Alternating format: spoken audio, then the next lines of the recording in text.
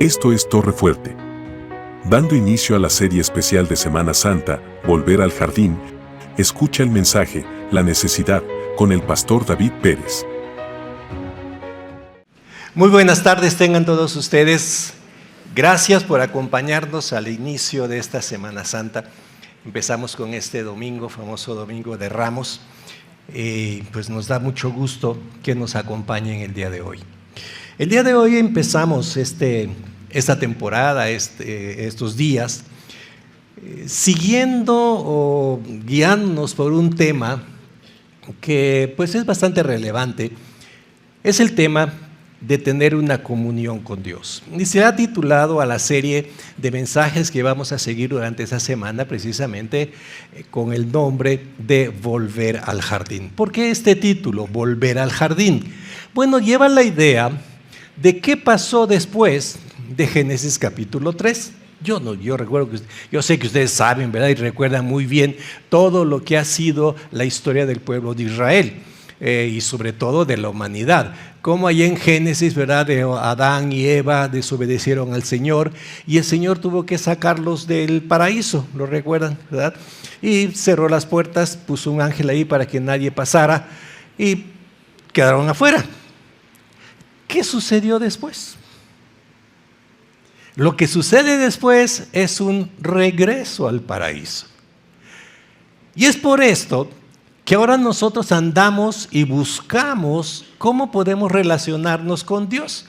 Y déjenme decirles que eso no es nada fácil, ¿verdad? A muchos de nosotros nos parece muy simple. Pues bien, en esta semana vamos a estar tocando precisamente todo ese proceso. ¿Qué se necesita? ¿Cuánto cuesta? ¿Cómo es que podemos volver a una comunión con Dios? Entonces el tema de esta semana va a ser esto, volver al jardín. Y vamos a estar viendo, como les decía, varios temas. El tema de hoy que yo quisiera compartir con ustedes es el tema de la necesidad de regresar al jardín. La necesidad de volver a buscar una relación con Dios. Y para esto yo quiero llevarles, por favor, a un pasaje de la Escritura que es bellísimo, muy especial, que es el que se encuentra precisamente en Lucas capítulo 19, del versículo número 41 hasta el 44. Y si me permiten, voy a leerlo. Si tienen sus Biblias, por favor búsquenlo ahí. Si usan Biblia en el celular, por favor préndanlo. Si no traen Biblia ni celular y ven por allá un hermano junto de ustedes que trae Biblia, échenle hojita así para seguirlo, ¿verdad? Y los que están en casa, por favor, también acompáñennos en esta lectura.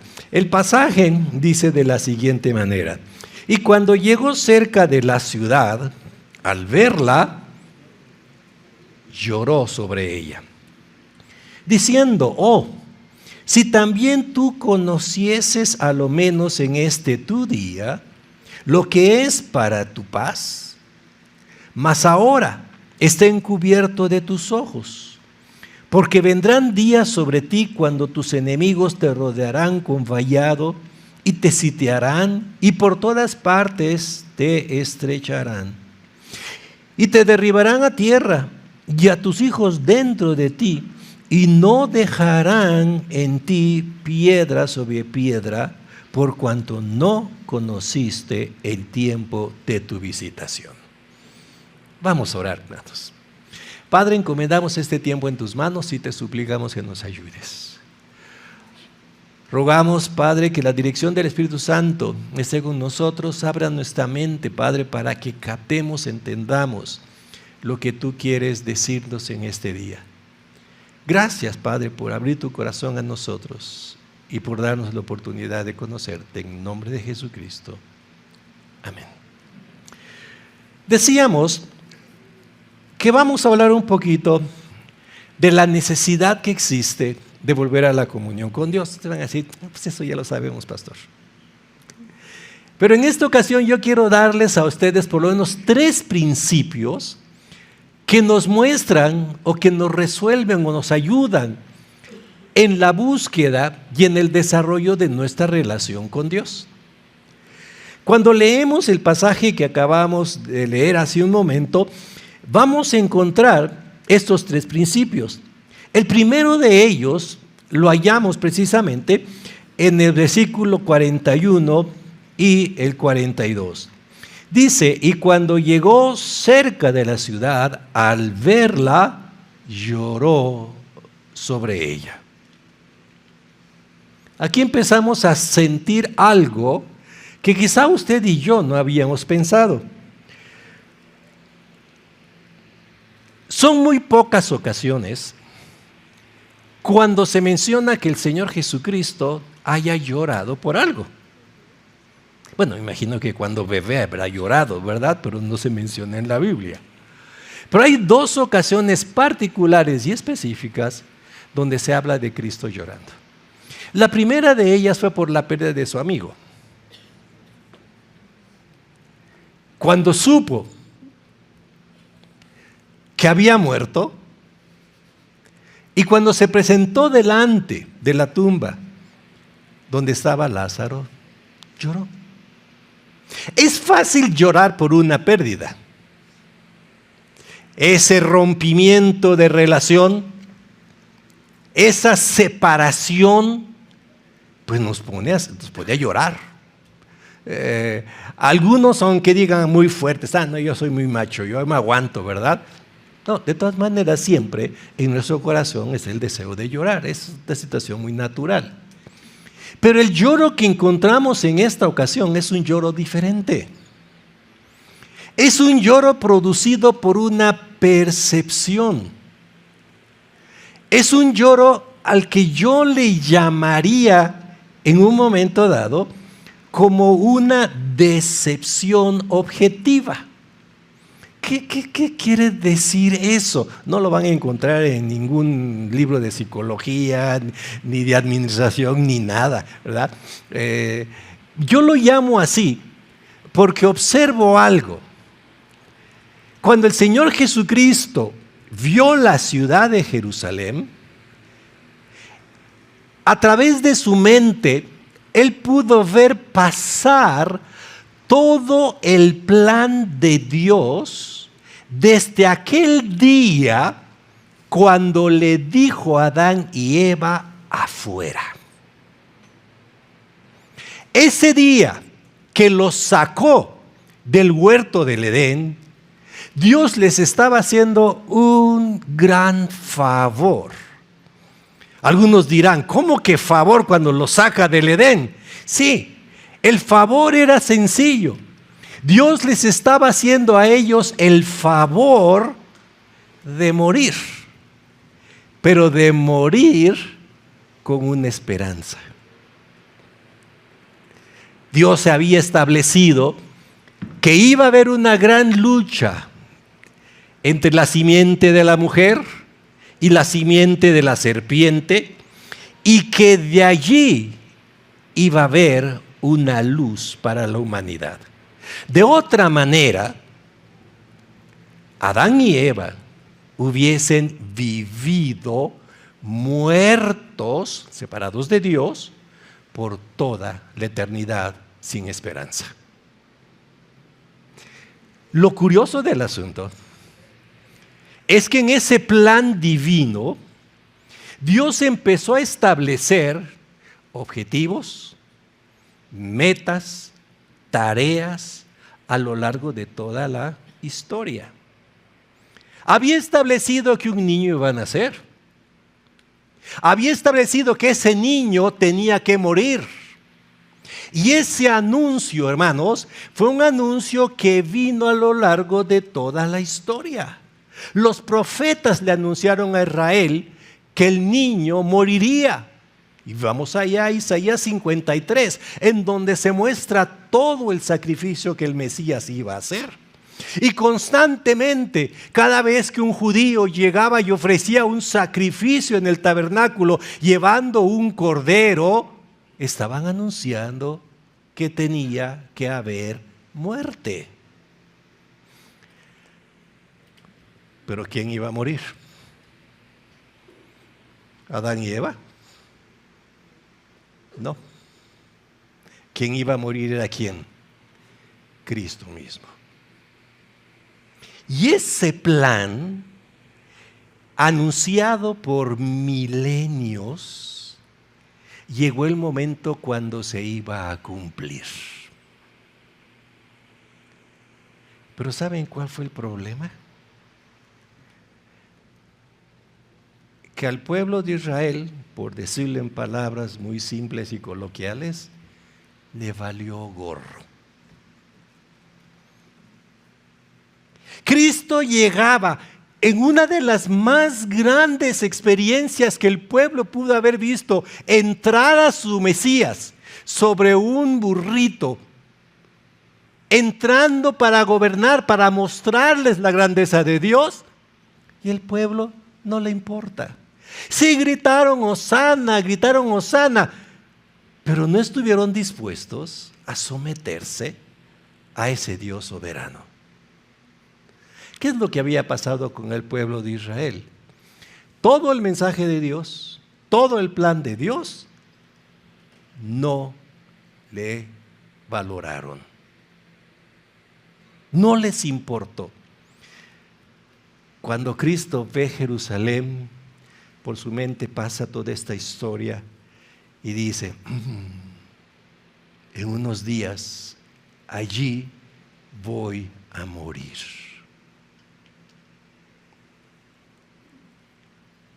¿Y qué hizo el pueblo de Israel?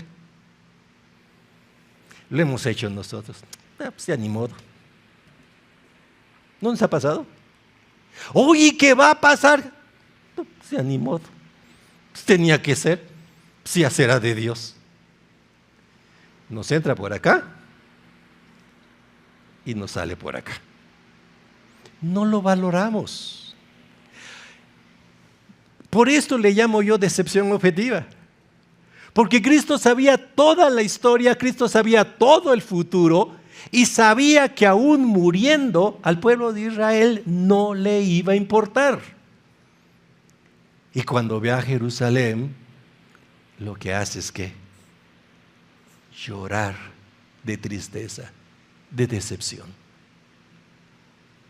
Porque sabía que no les iba a importar.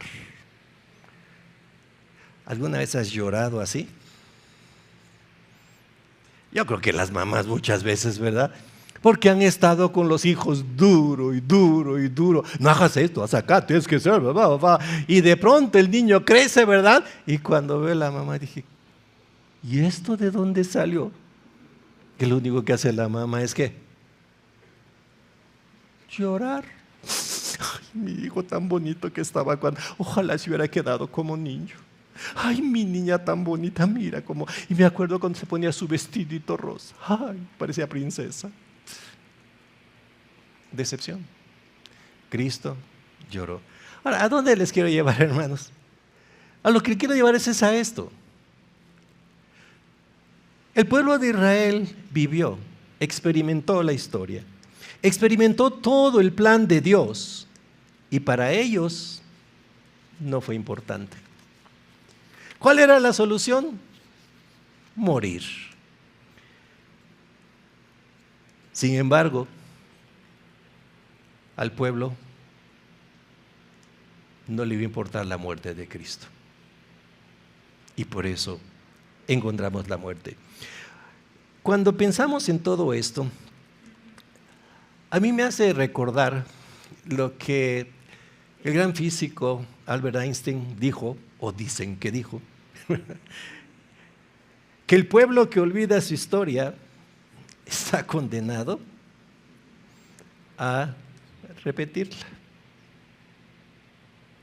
Hermanos, ¿cuántas veces no hemos sido duro y duro y duro con lo mismo? Y lo hemos visto. Hemos sufrido, nos hemos caído, nos hemos levantado. Y aún seguimos, ¿qué? Como el pueblo de Israel, en lo mismo. Y pensamos que ahora sí me va a salir bien las cosas, ¿verdad? Miren, se los quiero poner de una manera un poquito diferente, ¿sí? Quiero leerles un cuento. Este cuento Es un cuento escrito por un monje tibetano. Su nombre es Rinpoche y fue transcrito por uno de mis autores favoritos, ¿verdad? Me encanta su libro, Jorge Bucay. En su libro, Cuentos para Pensar. ¿Sí? Escúchenlo conmigo. Me levanto una mañana, salgo de mi casa. Hay un pozo en la vereda, no lo veo.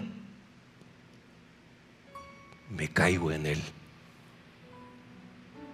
Día siguiente, salgo de mi casa.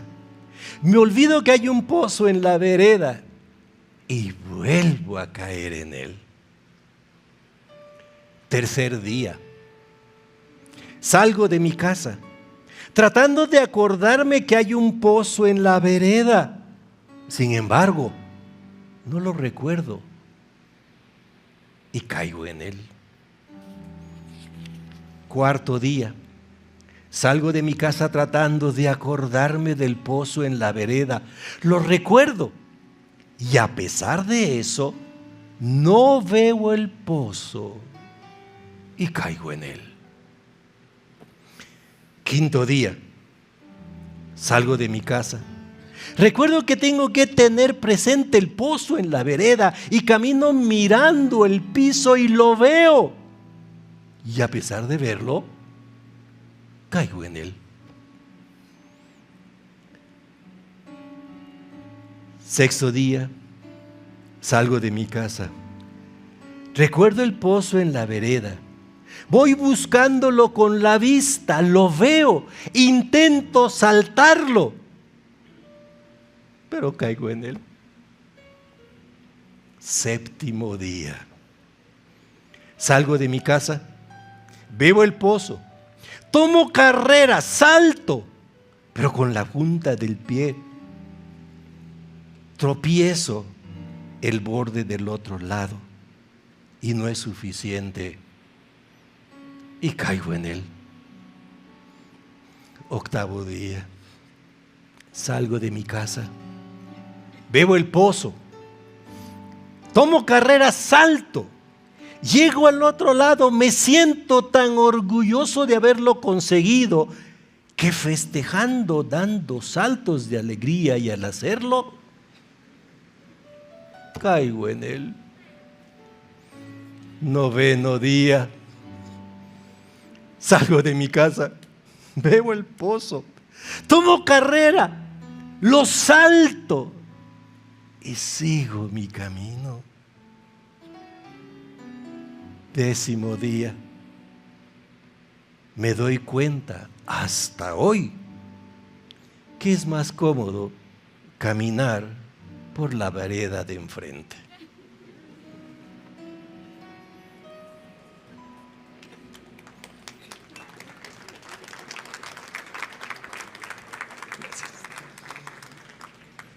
Por aquí nos entra, por aquí nos sale.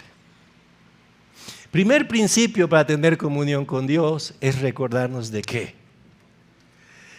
Recordarnos, en primer lugar, que tener comunión con Dios es algo que Dios anhela de nosotros. Dios desea que nosotros regresemos a la comunión, pero que mucho depende de nosotros mismos.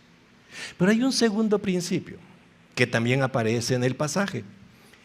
Ese segundo principio dice en el versículo 43, porque vendrán días sobre ti cuando tus enemigos te rodearán con vallado y te sitiarán y por todas partes te estrecharán y te derribarán a tierra y a tus hijos dentro de ti y no dejarán en ti piedra sobre piedra. Hay un segundo principio que debemos considerar, mis queridos hermanos y hermanas. Es cierto, Dios desea tener comunión contigo,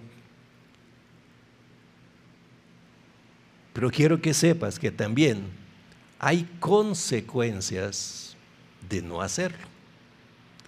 El pueblo de Israel en este pasaje se nos narra que iba a pasar por una serie de desgracias que ningún otro pueblo iba a tener.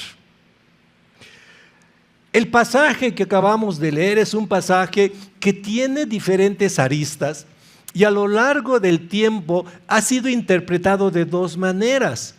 Hay lo que se conocen como las interpretaciones teológicas y las interpretaciones, históricas. Las interpretaciones teológicas nos llevan a un punto, nos llevan al punto de enseñar y desarrollar la idea de que Dios te abandona.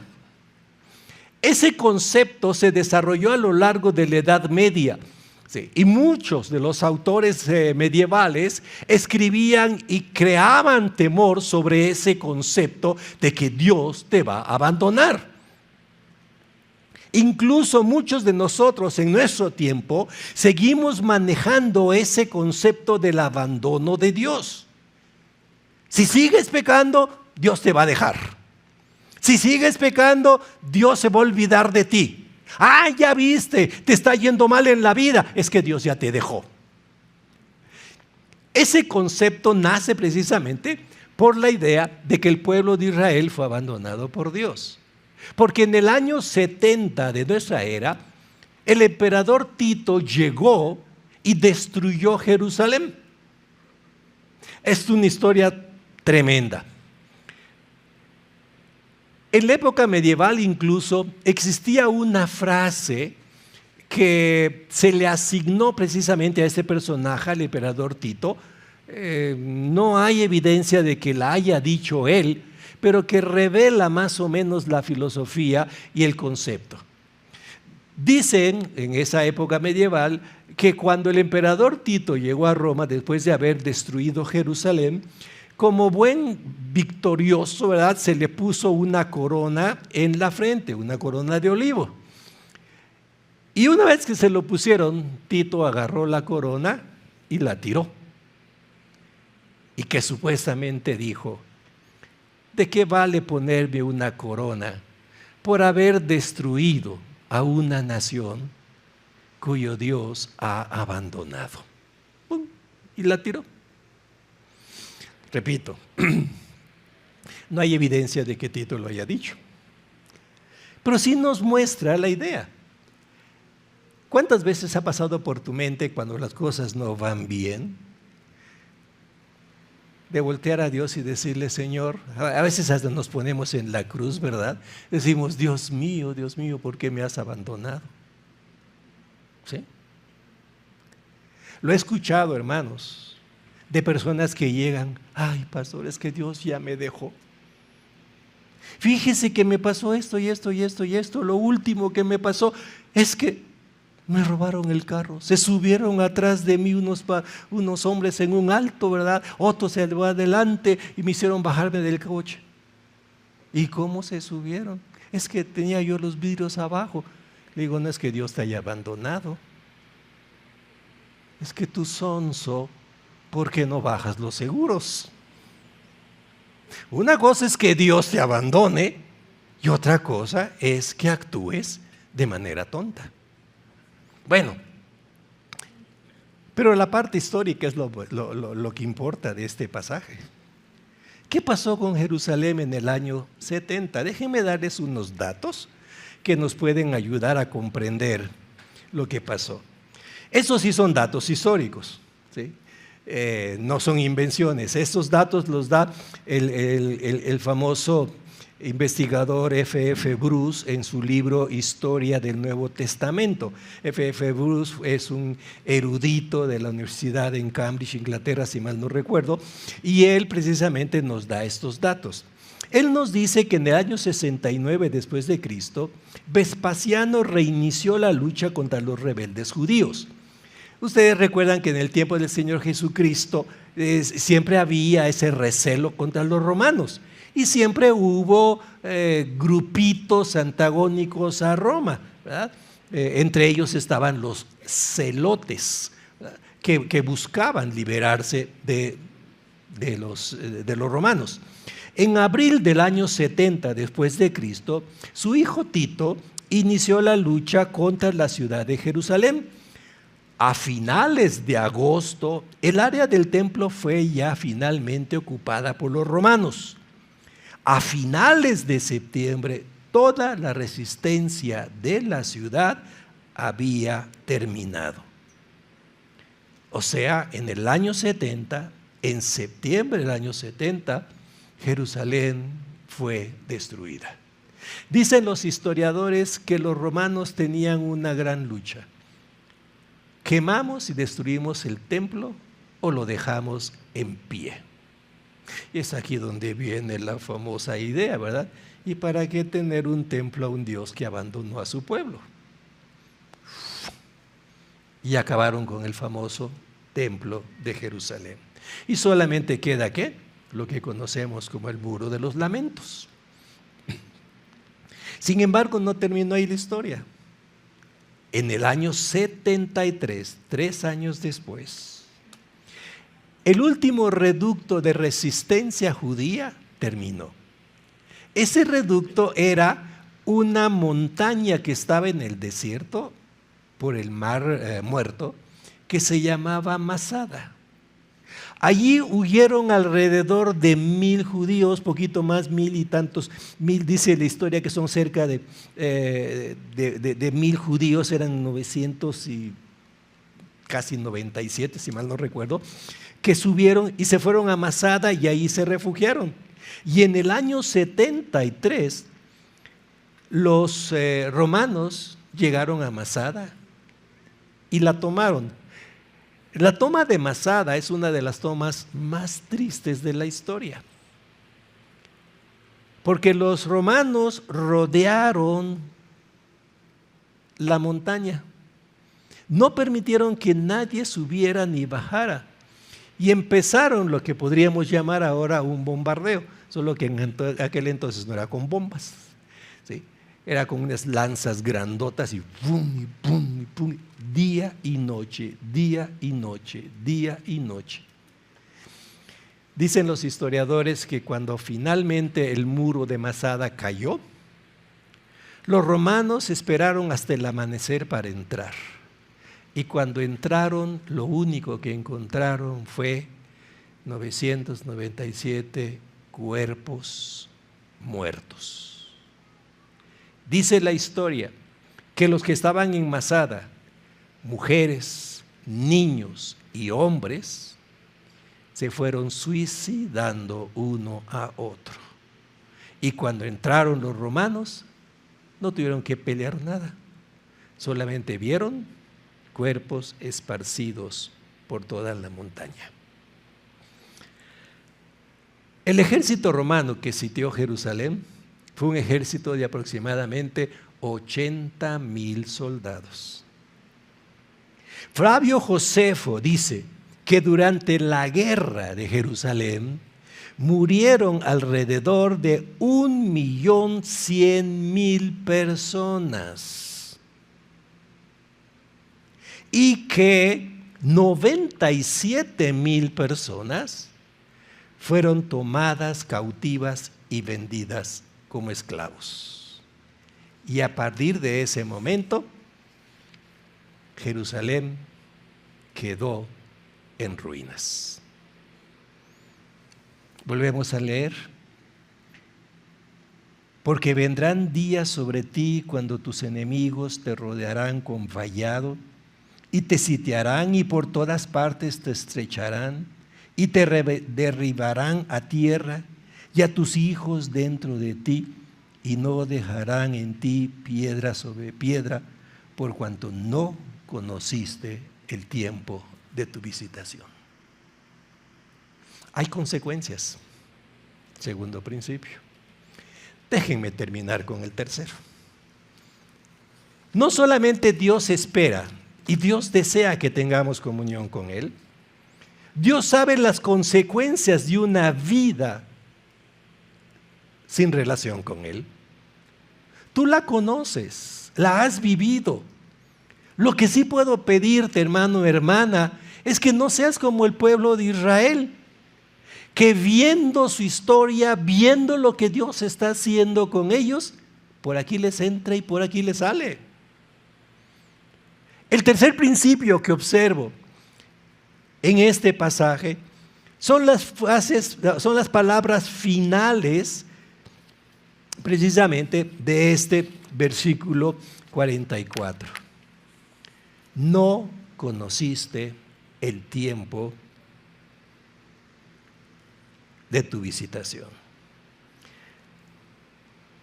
¿A qué me quiero referir? Quiero referir a esto. Dios no te ha abandonado.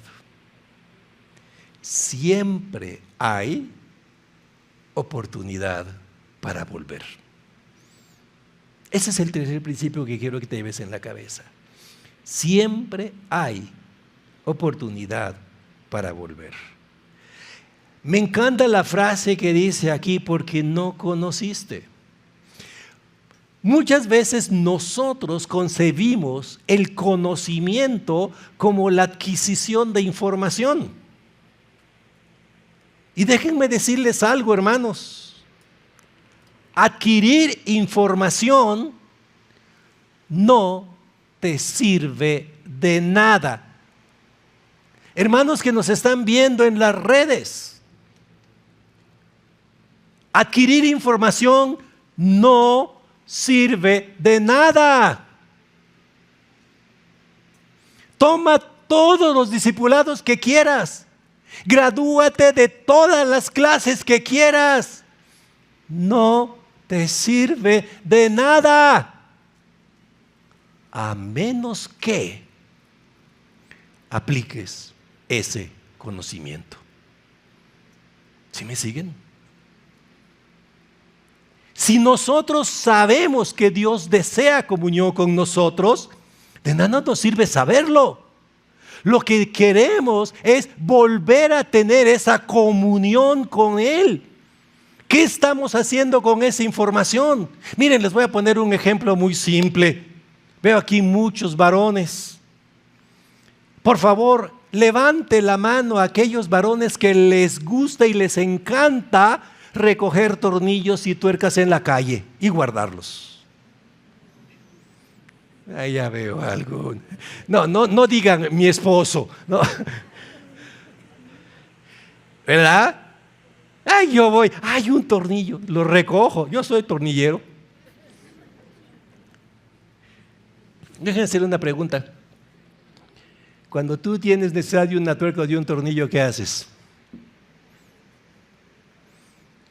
Vas a la tornillería y lo compras.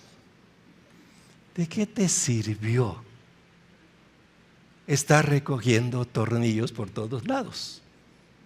Y tenemos hasta nuestra cajota de tornillos y tuercas, ¿no es cierto? ¿De qué nos sirve? De nada. Si el conocimiento no lo aplicamos, es como estar recogiendo tornillos en la calle, hermanos. De nada nos sirve. Porque cuando tengamos problemas en la vida, nos vamos a tropezar con la misma cosa y vamos a caer con el mismo hoyo en el que hemos caído durante 20, 30 o 40 años. El tercer principio para tener una comunión con Dios es aprovechar la oportunidad que Dios nos está dando para hacer un cambio en nuestra vida, para que el conocimiento que hemos adquirido se transforme en hechos. Estamos hablando de volver al jardín. Estamos hablando de volver a tener comunión con Dios. ¿Y qué quiero que te lleves tú en la cabeza este día? Que hay una necesidad grande en tu vida de tener comunión con Dios. Y que esa comunión con Dios es una comunión que Dios desea grandemente. Dios tiene el corazón abierto y ha desarrollado todo un plan en tu vida, en tu historia, trabajando en tu vida día tras día para mostrarte quién es Él. No seas como el pueblo de Israel, que aún hoy en día sigue ignorando la grandeza de su Dios. Y de pueblo de Dios solamente tiene el nombre. Dios desea comunión contigo. Pero esa comunión, si no la tienes, te va a llevar a consecuencias que te van a hacer sufrir. Por eso el tercer principio que quiero que te lleves es ese. Dile, Señor, aquí estoy. Quiero vivir en comunión contigo. Enséñame. El conocimiento debe llevarte a ser sabio. ¿Podemos terminar? ¿Por qué no terminamos con una oración? Padre, gracias, porque tú, Señor, nos llamas a tener comunión contigo. Gracias, Señor, porque tú abres las puertas para que tengamos comunión contigo. Porque la comunión es verdaderamente contigo, con tu Espíritu, con tu Hijo Jesucristo y entre todos nosotros. Y esa comunión, Señor, viene de manera gratuita, porque es parte de tu plan para nosotros. Ayúdanos a valorar lo que estás haciendo en nuestra vida. Ayúdanos, Señor, a valorarte en nosotros. Te lo rogamos encarecidamente en el nombre de Jesucristo. Amén. Gracias por escuchar este mensaje de la Palabra de Dios. Para más información acerca de Torre, llámanos al 22 22 25 30 46 o escríbenos al correo info@torrefuerteid.org. Visita nuestra página web www.torrefuerteid.org. Te invitamos a seguirnos en nuestras redes, Facebook, ID Torrefuerte, Instagram, Twitter y Telegram. Torrefuerte ID. Dios te bendiga.